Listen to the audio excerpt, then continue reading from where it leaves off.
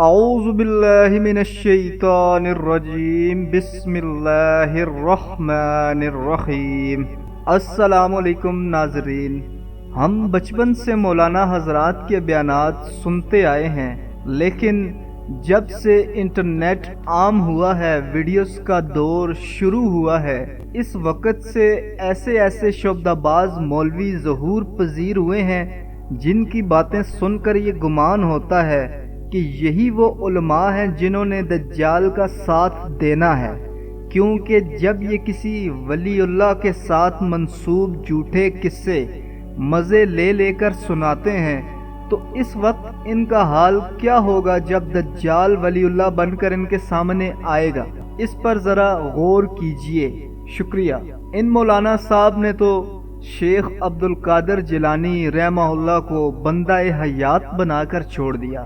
حد ہوتی ہے یار، حد ہوتی ہے۔ آپ نے یہ کرامت سنی ہے غوث اعظم کی کہ جو ان سے مسافہ کر لیتا تھا اس دن نہیں مرتا تھا؟ حضور غوث اعظم کی کرامت ہے، جو ان سے مسافہ کرتا تھا اسے موت نہیں آتی تھی اس دن۔ او بھائی مارو، مجھے مارو مارو۔ صبح لوگ جمع ہو جاتے تھے زندگی کی ضمانت لینے کے لیے۔ غوث اعظم دستگیر کی شان تھی کہ آپ اپنے شاگردوں کو بڑھاتے تھے اور موج میں انہیں کبھی کہتے تھے مر جاؤ۔ کیسا لگا میرا مذاق؟ وہ سارے مر جاتے تھے، پھر فرماتے زندہ ہو جاؤ، وہ اٹھ جاتے تھے۔ اب ذرا دعوت اسلامی کے رہنما کی سنیں، جنہوں نے ساری حدیں ہی پار کر دی ہیں۔ آپ خود بتائیں یہ بات کون سی اسلامک اتھینٹک کتاب میں لکھی ہوئی ہے؟ یار کچھ تو شرم ہوتی ہے، کچھ لاجک والی بات کریں یار۔ نہیں حضرت مولا مشکل کشا علی المرتضی کرم اللہ تعالی وجہہ الکریم جب گھوڑے پر سوار ہونے کے لیے تشریف لاتے ہیں تو ایک رکاب میں نہیں کہ ایک پیڈل میں اپنا پاؤں مبارک رکھتے ہیں، پھر وہ دوسرے پیڈل کے لیے کتنی دیر لگتی ہے؟ اسکوٹر پہ آپ چڑھتے ہیں، وہ گھوڑا تھا، اسکوٹر نہیں تھی، تو ایک پیڈل پر پاؤں رکھا اور دوسرے پیڈل پر جب پاؤں رکھتے تھے تو اسی قلیل ترین سیکنڈوں میں پورا قرآن پاک پڑھ لیتے تھے۔ کون ہیں یہ لوگ؟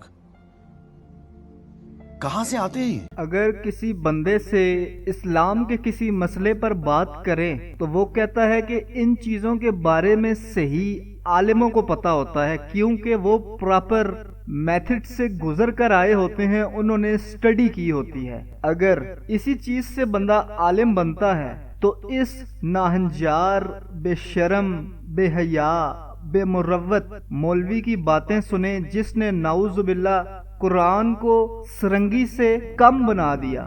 یار انسان کے الفاظ جس طرح نکلتے ہیں نا، ان کا مطلب بھی اسی طرح بنتا ہے۔ تم ثابت کیا کرنا چاہتے ہو؟ بس ایک دوسرے کی لاگت بازی میں ایسے کم بختوں کو ممبر رسول پر بٹھا دیتے ہیں جنہیں ذرا سینس نہیں ہوتی۔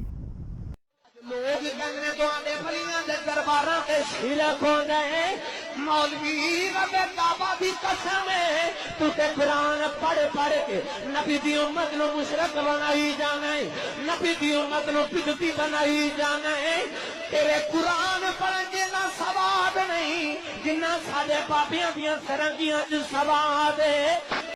ارے کہنا کیا چاہتے ہو؟ تیرے قرآن پڑھن جنا ثواب نہیں جنہ ساڈے بابیاں دیاں سرنگیاں چ ثواب ہے۔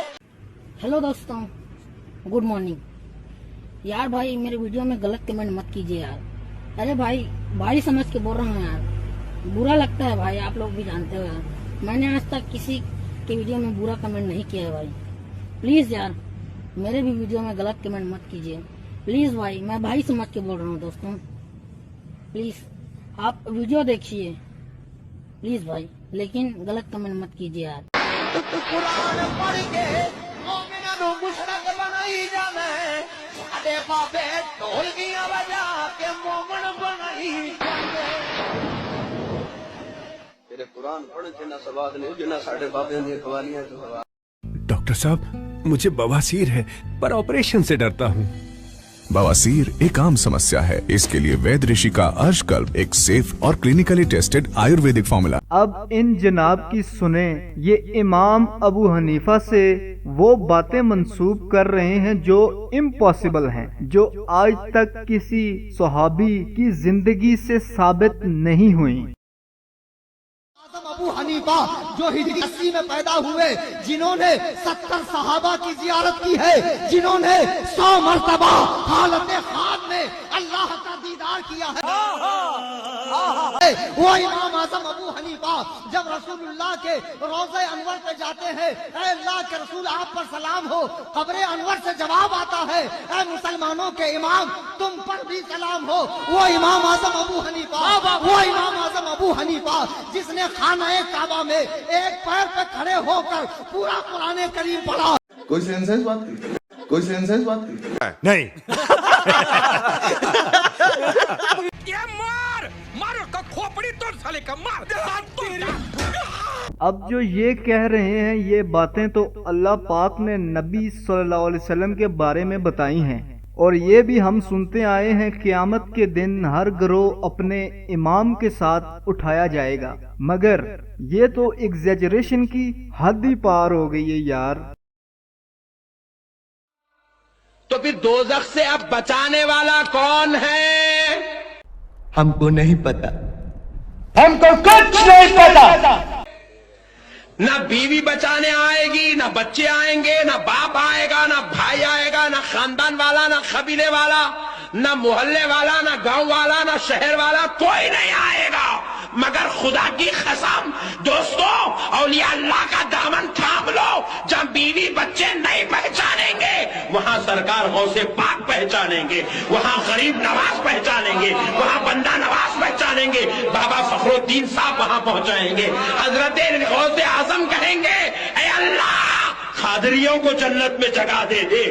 इतनी खुशी, इतनी खुशी, इतनी खुशी मुझे। Please press like button and don't forget to subscribe the channel and press the bell icon for getting updates of every new upcoming video. अब देखिए मौलवियों में भी बदमाश आ चुके हैं। ऐसे होते हैं बदमाश मौलवी जो अपनी बदमाशी मनवाने के लिए अल्लाह के वलियों का सहारा लेते हैं और इन्हें नबियों से अफजल बना देते हैं।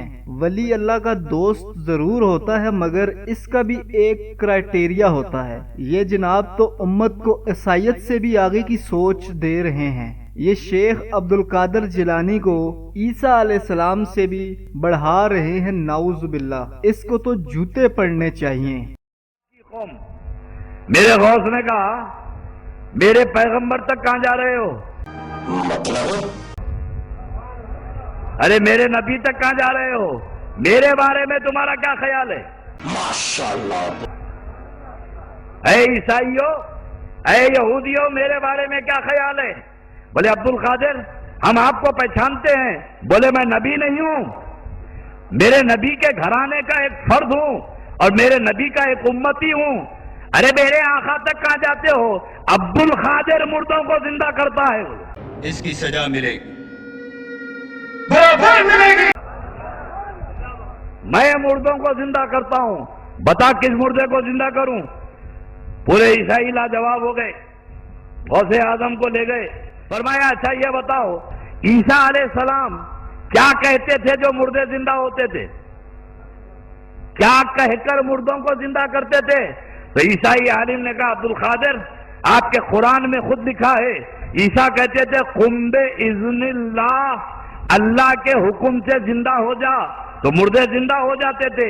ये तो कुरान में है कुम बे इज़्निल्लाह। तो गौसे आजम ने खबर की तरफ देख के फरमाया वो ईसा थे जो कुंबे इज़्निल्लाह कहते थे। खबर की तरफ देख के फरमाया अब्दुल कादिर के हुक्म से जिंदा हो जा। और जबान कट के मेरी तलीते रखते हुए। अब बारी आती है इन माठे मौलवी साहब की, यानी मल्ले मौलवी साहब की। ऐसे लोगों के लिए मोहम्मद अली मिर्जा साहब कहते हैं ये शड़ोले मारते हैं, यानी بونگیاں مارتے ہیں اور وہ ٹھیک کہتے ہیں۔ ایسے چول مولویوں کے لیے پیر نصیر الدین شاہ صاحب نے کیا خوب فرمایا ہے کہ چول وہ ناسور ہے جس کا مطلب نہیں بیان کیا جا سکتا بلکہ چول دکھایا جا سکتا ہے۔ میرے حساب میں تو یہ مولوی ایک نمبر کا ناٹک منڈی ہے جس کا علم و فضل سے دور دور تک کوئی تعلق نہیں ہے۔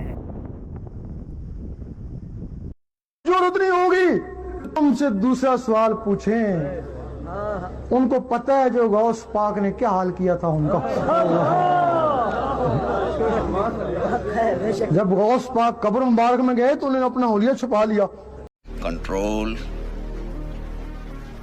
کنٹرول عام آدمی کی طرح بن گئے۔ فرشتے آئے منکر نکیر، بتاؤ تمہارا رب کون ہے؟ خاموش خاموش خاموش پوچھتے رہے۔ ایک ہاتھ سے ایک منکر کو پکڑ لیا، ایک ہاتھ سے نکیر کو پکڑ لیا۔ اب تم بتاؤ آپ اپنا دماغ کسی سیانے سے ڈاکٹر کو چیک کرائے، بلکہ میرا مشورہ یہ ہے کہ آپ کے کیس میں ڈاکٹر کا سیانا ہونے کی بھی ضرورت نہیں ہے۔ جو میں سوال پوچھوں، انہوں نے جھٹکا دیا لیکن ہاتھ چھڑا نہ سکے۔ اللہ سمجھ گئے بس کسی مصیبت میں پھنس گئے۔ یہ کوئی انسان ہے جو ہاتھ ہی نہیں چھوڑا؟ ہمارے میں اتنی طاقت۔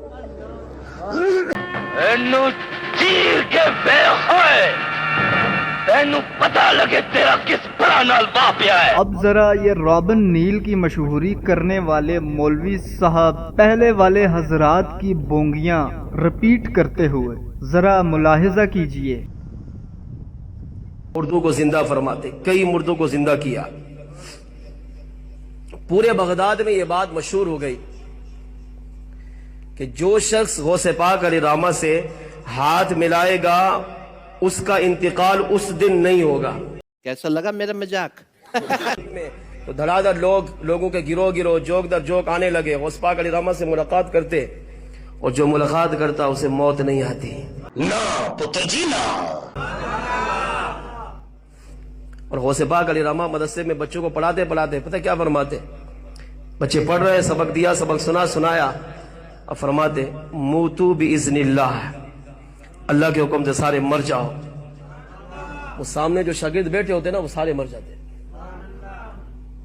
پھر کہتے قوموا باذن اللہ، اللہ کے حکم سے زندہ ہو۔ وہی طلباء جو پڑھ رہے تھے تھوڑی دیر پہلے مرے، اب زندہ ہو کر بیٹھ گئے۔ آنن فانن یہ کام ہوتا رہا، اور یہ ایک دن کی بات نہیں ہے۔ جی آپ فلموں میں کیوں نہیں کام کرتے؟ نہیں اس طرح کی وارداتوں کے لیے تو آپ باقاعدہ فنکار ہوئے نا۔